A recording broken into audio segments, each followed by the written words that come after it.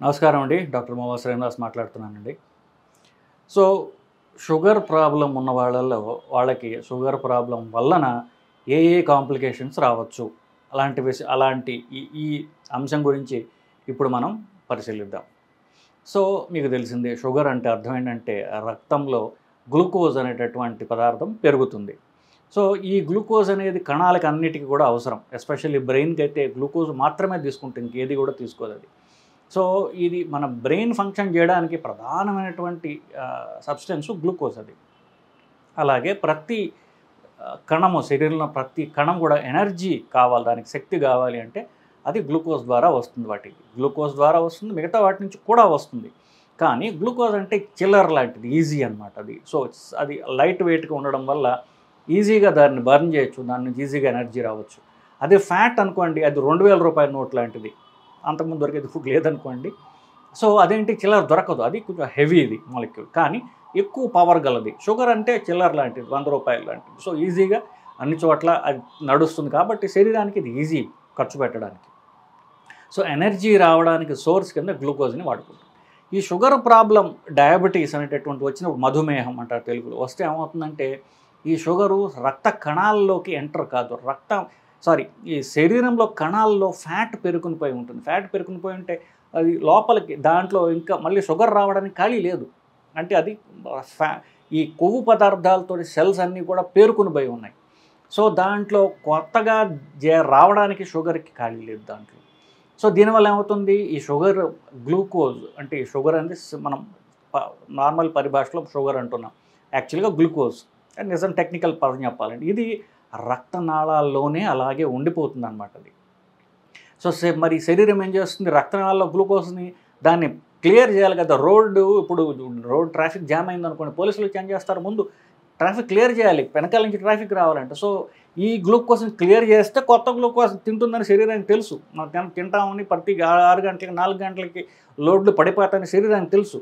ఇది క్లియర్ చేయాలి కాబట్టి ఏం చేస్తుంది, దాన్ని ఈ గ్లూకోజ్ అంతటిని కూడా అది ఫ్యాట్ కింద అది కండెన్స్ చేస్తుంది. సో, రక్తనాళాల్లో ఈ షుగరే ఫ్యాట్ కింద మారిపోతుంది. ఆ ఫ్యాట్ పేరు ట్రైగ్లిజరైడ్స్ అంటారు. సో, మనం శరీరం వాడుకోనటువంటి షుగర్ వల్ల ఫ్యాట్ కింద మారుతుంది. ఇప్పుడు ఒక గ్లాస్లో మీరు నీళ్లు పోసి ఆ నీళ్ల పైన ఒక్క చుక్క నెయ్యి కానీ ఆయిల్ కానీ వేయండి. వేస్తే కాసేపు అలా కదపకుండా వదిలేసేయండి. మీకు ఏం చూస్తారు, ఫస్ట్ మీరు ఆయిల్ వేయంగానే అది నీళ్ళలో అది కరగదు. కరగకుండా అది చిన్న గ్లోబ్యూల్స్ కింద మారిపోతుంది. చిన్నగా అది విడిపోతుంది. విడిపోయి ఏమవుతుంది, దాని గోడ చుట్టూ పడుతుంది. సో, ఆ గ్లాస్లో నీళ్ళ మధ్యలో ఉన్న ఆయిల్ ఎలా గ్లాసు గోడలకి ఇలా పట్టుకుంటూ పోతుంది. రక్తనాళంలో ఇదే జరుగుతుంది. ఎందుకు, ఆయిల్ వాటర్ అవి 2 కలవవు. సో, ఈ రక్తంలో ఉన్న నీళ్లలో కరగదు కాబట్టి ఆ ఫ్యాట్ రక్తనాళం మీద పేరుకొని పోతుంది లోపల.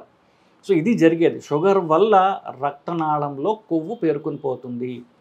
సో, ఇది సంవత్సరాల తరబడి పోగా ఆ కొవ్వు పెరిగి ఆ రక్తనాళం సప్లై చేసేటటువంటి అవయవం ఏదైతే ఉందో దానికి రక్త ప్రసారం తగ్గిపోతుంది.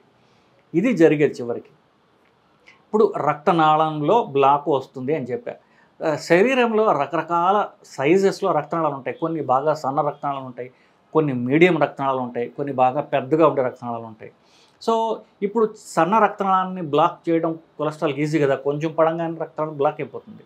సో, సన్న రక్తనాళాలు ఉండేటటువంటి అవయవాలు ఏమిటి, కన్ను, కిడ్నీలో సన్నగా ఉండే రక్తనాళాలు కొన్ని లక్షలు ఉంటాయి కాబట్టి కనీసం ఒక్కొక్క కిడ్నీలో 10 లక్షల సన్న రక్తనాళాలు ఉంటాయి. కన్నులో అన్నీ ఉండవు, కానీ కన్ను ఒక రక్తనాళం బ్లాక్ అయినా చాలా అవసరం, మనకు చూపుకి అవసరం కాబట్టి. సో, ఈ సన్న రక్తనాళాలు ఉండేటటువంటి కన్ను కానీ కిడ్నీ కానీ, మీడియం సైజు రక్తనాళాలు ఉండే గుండె కానివ్వండి, మెదడు కానివ్వండి, పెద్ద రక్తనాళం సైజు అంటే ఆల్మోస్ట్ లైక్ 8-9 మిల్లీమీటర్లు పెద్ద ఆ సైజులో ఉన్న రక్తనాళాలు కాళ్ళలో ఉంటాయి. ఈ రక్తనాళాలు అన్నిటి కూడా బ్లాక్ అవుతాయి. ఎవరిలో ఈ బ్లాక్స్ వస్తాయి, అందరికీ ఇవే అన్ని రక్తనాళాలు బ్లాక్ అవుతాయంటే కాదు. వాళ్ళ ఫ్యామిలియల్ హిస్టరీ బట్టి, వాళ్ళ వంశపారంపర్యంగా ఏ రక్తనాళం బ్లాక్ అవుతుందని వాళ్ళకి డిటర్మిన్ చేయబడుతుంది. కాబట్టి సో, షుగర్ ఉన్నప్పుడు కొంతమందికి కన్ను లేదా కిడ్నీ జబ్బులు వస్తాయి, కొంతమందికి హార్ట్ అటాక్స్ వస్తాయి, కొంతమంది కాళ్ళు రక్తనాళాలు బ్లాక్ అవుతాయి వాళ్ళకి. సో ఇది నేను చెప్పినట్టుగా జెనెటిక్ రిస్క్ బట్టి ఉంటుంది. సో మనకి షుగర్ ఉన్నప్పుడు మళ్ళీ ఒక్కసారి మనం చూసినట్లయితే కన్ను ప్రాబ్లం రావచ్చు, కిడ్నీ ప్రాబ్లం రావచ్చు, హార్ట్లో బ్లాక్స్ వల్ల హార్ట్ అటాక్స్ రావచ్చు, మెదడుకు వెళ్ళే రక్తనాళాలు మెడ రక్తనాళాలు కానివ్వండి, బ్రెయిన్ రక్తనాళాలు బ్లాక్ అయితే పక్షవాతం రావచ్చు, కాలు రక్తనాళాలు బ్లాక్ అయినట్లయితే వాళ్ళకి కాలు చచ్చుబడిపోవడం, గ్యాంగ్రీన్ వచ్చి కాలు కుళ్ళిపోయి కాలు కట్ చేయాల్సిన అవసరం వస్తుంటుంది. ఇవి షుగర్ వల్ల వచ్చే కాంప్లికేషన్స్. సో నేను చెప్పింది షుగర్ జెనెటిక్ రిస్క్ అని అందరికీ షుగర్ వచ్చేస్తుందని చెప్పలా, రిస్క్ మాత్రమే వస్తుంది, జబ్బు రాదు.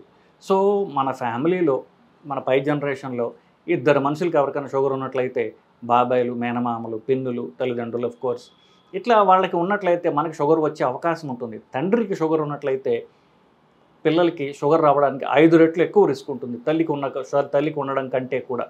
సో వాళ్ళ ఎస్పెషల్లీ తండ్రి సైడు కనుక మనకి షుగర్ ఉంటే మనకి వచ్చే రిస్క్ ఉంటుంది, ఆ ప్రమాదం ఉంటుంది మాత్రమే.